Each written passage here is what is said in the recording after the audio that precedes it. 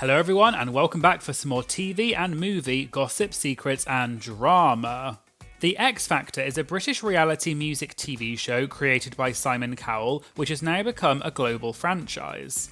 On the show, they audition singers from around the country, then the contestants who make it through to the next stages eventually go through to a series of live performances where the public and the judges vote for who should stay and who should be eliminated, with the eventual winner of the show receiving a cash prize plus a recording contract with Simon Cowell's record label. The show was extremely popular and many famous artists have come from the show, such as Leona Lewis, One Direction, and Little Mix, among many others.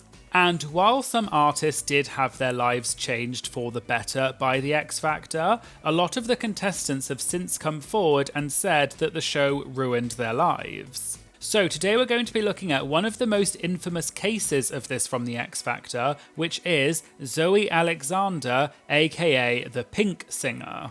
Zoe Alexander is a Welsh singer and former Pink tribute act who appeared on season 9 of the X Factor in 2012. In her audition, Zoe sang the song So What by Pink, but the judges stopped her and said they wanted to see something that was not Pink. After Zoe sang a different song by Emily Sandé, the judges said she needed to find herself and not rely on Pink. You told me to sing a Pink song. I didn't want to sing a Pink song. You guys told me to sing a Pink song. To sing a Pink song. I wanted to be me. You guys told me to sing a Pink song. And this led to Zoe storming off stage, and then her father came out, which led to a verbal interaction with the judges. Baby, no, baby, no. Stay on the stage. Stay on the stage. And finally, Zoe walked off stage and is shown assaulting a camera operator and pushing over parts of the set before breaking down crying. This audition went viral at the time and has since racked up millions of views on social media, with Zoe becoming infamous overnight once the episode aired. However, a few years ago, Zoe spoke out about her appearance on the X Factor and revealed what really happened behind the scenes. Zoe alleged that the show set her up and also manipulated the footage to make her look bad.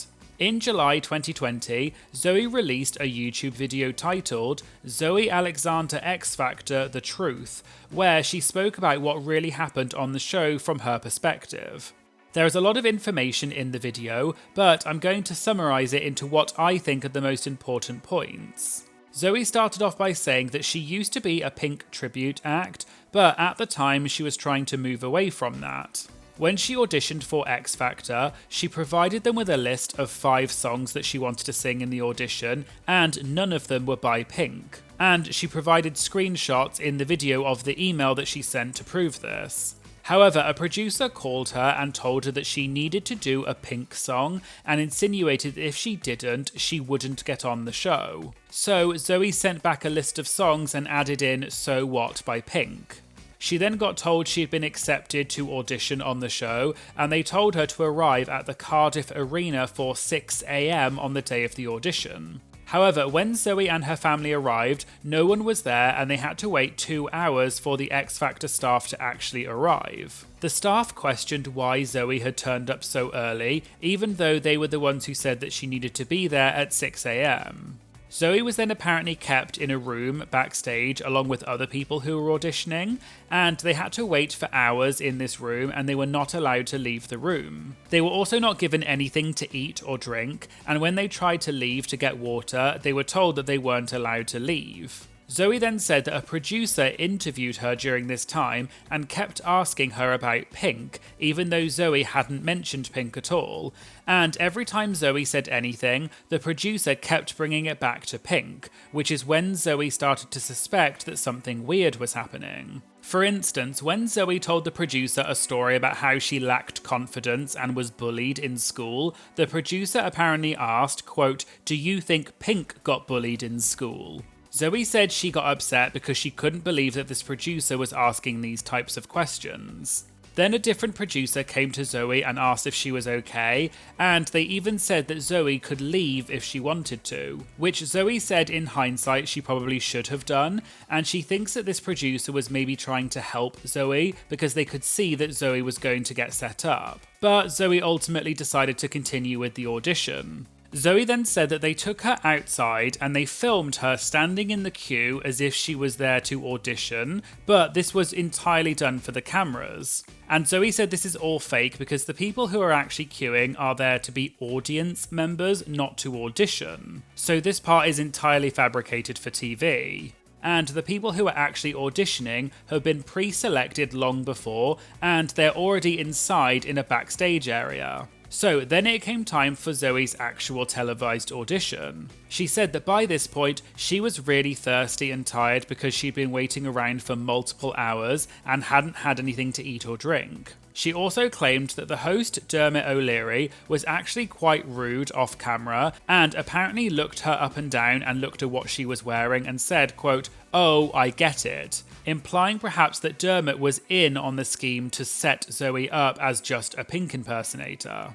A different producer also came up to Zoe right before she went on stage and told her that if the judges say no, she should get down on her hands and knees and beg for them to reconsider and do anything she can to try and get them to say yes, which Zoe implied was further manipulation to try and get her to act up on stage. Zoe then did her audition as we saw in the video.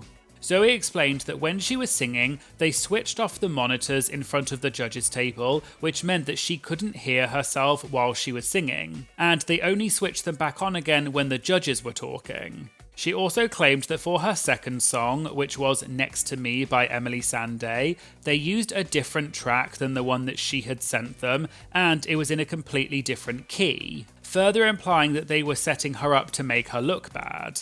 Next to me. Then she revealed that when the judges told her no and said that she needed to find her own identity outside of being a Pink impersonator, when Zoe said, quote, "You told me to sing a Pink song," she was actually talking to the producers who were off camera and not the judges. However, the judges responded as if she was talking to them. You told me to sing a Pink song. I didn't want to sing a Pink song. You guys told me to sing a Pink song. To sing a Pink song. Zoe then started telling the audience that the producers had insisted that she sing a Pink song, but they apparently switched off her mic so that the audience wouldn't hear any of that. She also said that in the footage shown on TV, when she started talking back to the judges, the audience are heard booing. However, according to Zoe, this was completely fabricated, and in reality, the audience was silent during that moment, and she claims that the show added in those booing sound effects in post-production to make it seem like the audience was against her.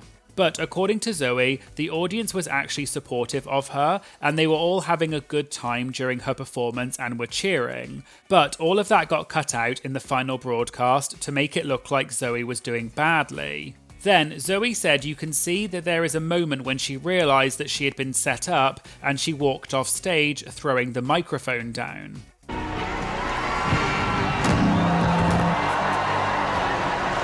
Zoe claimed that in reality, the reason she threw the microphone was actually because it was just after the moment where she tried to tell the audience that the producers had set her up, but they cut her microphone off to stop her saying that. And that's the reason why she apparently threw the microphone down. According to Zoe, she only threw the mic directly to the ground, but she claims in the edit, they made it look like she threw it well across the other side of the stage. In the footage, Zoe's father then comes out on stage to ask the judges to reconsider and then brings Zoe back on stage as well. But according to Zoe, that's not actually what happened.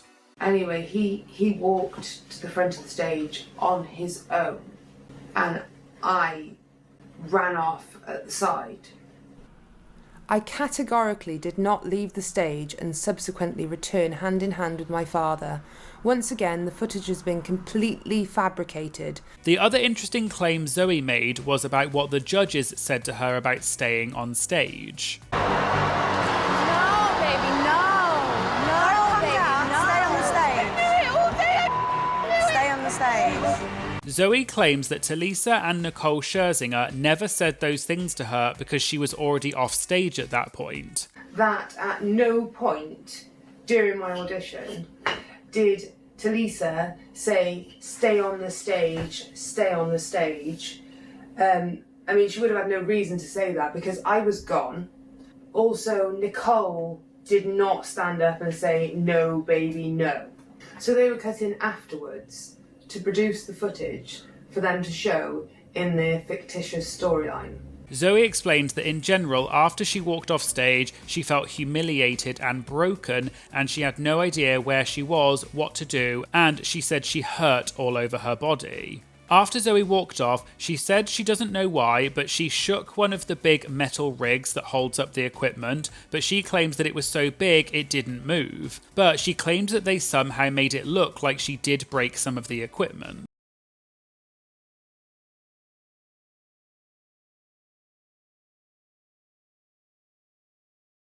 The part when she shoved the cameraman was actually because Zoe had apparently fallen down the stairs after leaving the stage, and the producer was yelling at the cameraman to keep filming Zoe. Zoe said she broke down and was crying on the floor, but the producer kept telling the cameraman to keep filming. Zoe said she begged the producer and the cameraman to stop filming, and she even said that she wanted to end her own life and asked them to stop filming. And this is why they apparently put the X over her mouth and censored what she was saying, because she said she wanted to take her own life.